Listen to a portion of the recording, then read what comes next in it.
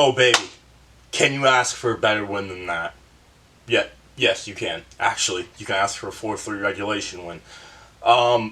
Welcome back to Bruins Game Reactions. Boston Bruins win 4-3 in overtime over the Calgary Flames in a game where they were at one point down 3-1.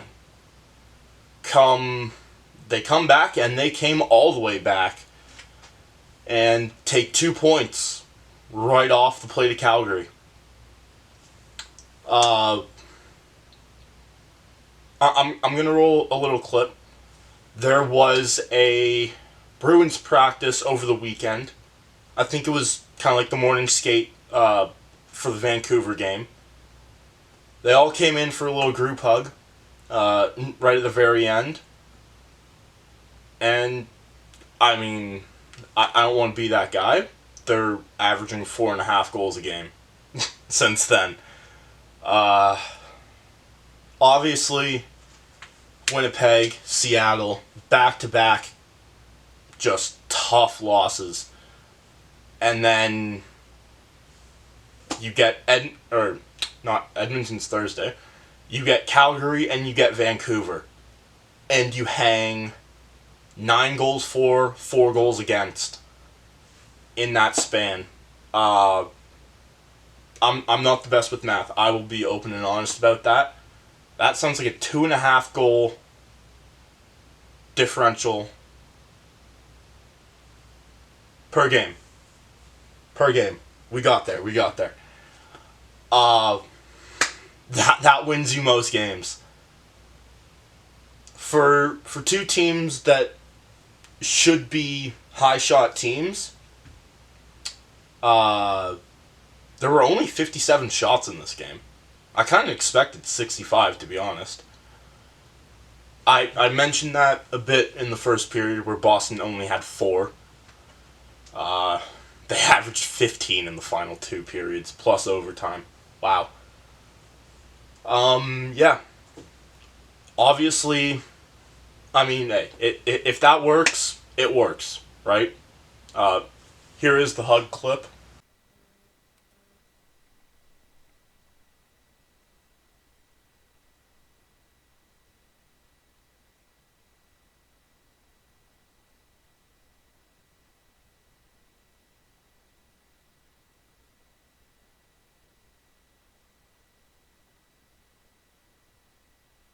I'm not going to complain. If they need to do that after every other game or whatever, keep going. It's working. Now, people are going to say, oh, well, it's Vancouver, it's Calgary, they're not great. I say the schedule does not care. It doesn't stop for anyone. You take what you can get. And Boston took 4 points out of 4 over the past 2 games. We don't talk about the 2 previous to that. But 4 for 4, and they move on to Edmonton Thursday night. Yeah. David Pastrnak scored again, 2 goals in 2 games. That man's getting dangerous. Man, he's so, you can always tell where he is on the ice. Now that might just be I've seen it enough to the point where I know where he's going to be. But he always... He looks different than anyone else on the team. And I'm doing a really bad job at explaining this. If you know what I mean, you know what I mean. That's going to do it for this intro. Let's get right into the first period. First period comes to a close, and it's 0-0. Calgary outshot Boston about 10-4 in that first period. I didn't hate Boston's defensive game in the first 20 here. Definitely could have been a bit tighter. Had to have your goalie bail you out just a little bit. Thankfully, Swayman can do so every once in a while. That's nice. Offensively, just can't get anything going, really. And, I mean, Dustin Wolf, he's been lights out on home ice. Obviously, it helps when you're only facing 4 shots a period. but both of these teams are meant to be high shot producing teams. Obviously, at least since Boston's fired their head coach, about a 2.5 shot per game increase there. I don't know. It was kind of a weird period. There weren't any penalties. All 4 of Calgary's centermen are below 50% in the face-off dot coming into this one. And Boston went 12 for 12 in face-offs.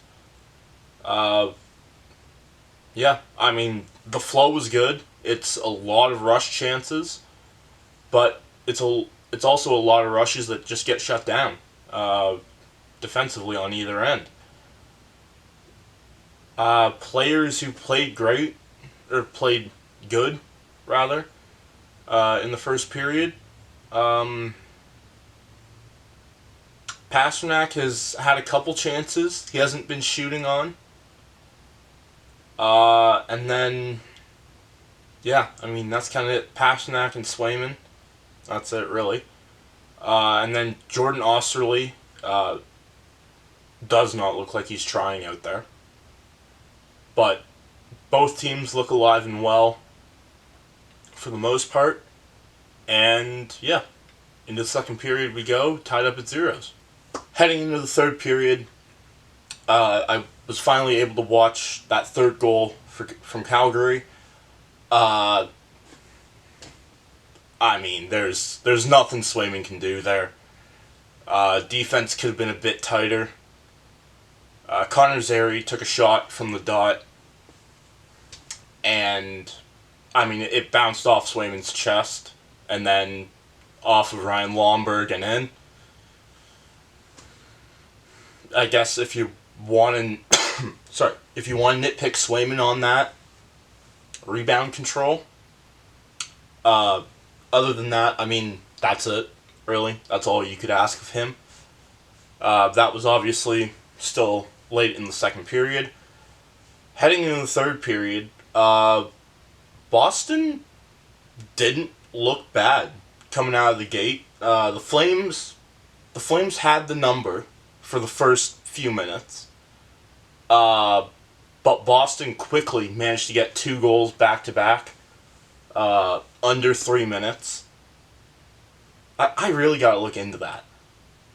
Goals in the first minute of a period, goals in the final 3 minutes, and goals scored within 3 minutes of each other. I feel like a lot of those are happening this season for Boston, for better or for worse. It just seems like when Boston scores in tight games like this, they're in bunches of 2s. Now, if that remains the case, come later on in the season, wouldn't be the worst thing in the world. Yeah, it's just one of those weird, I guess, kind of ESPN stats, if you want to call it that.